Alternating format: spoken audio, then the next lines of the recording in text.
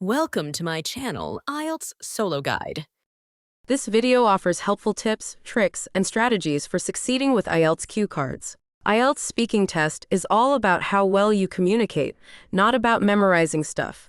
Sharing your own experiences and speaking naturally will make your responses authentic and engaging. Here are some key points to keep in mind. First, focus on communication, not perfection. The test is about how well you can express yourself in English, not about being 100% grammatically correct. Even if you make a small mistake, keep speaking confidently. Second, be yourself. Share your personal experiences and thoughts instead of trying to give a perfect or memorized answer. Authenticity adds depth to your answers and makes them more interesting. Third, speak naturally. Use everyday vocabulary that you're comfortable with. Avoid using overly complex words unless you're sure how to use them correctly. Fourth, engage in the conversation. Imagine you're talking to a friend rather than an examiner. Show enthusiasm and interest in your responses.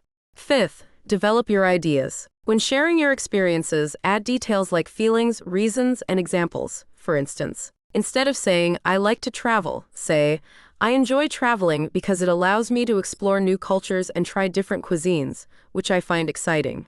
Tips for practicing your own experiences. 1. Choose familiar topics. Talk about things you enjoy, such as your hobbies, family, or favorite places. 2. Use a variety of tenses. Reflect on past experiences, describe your present habits, and talk about your future plans. 3. Practice spontaneity.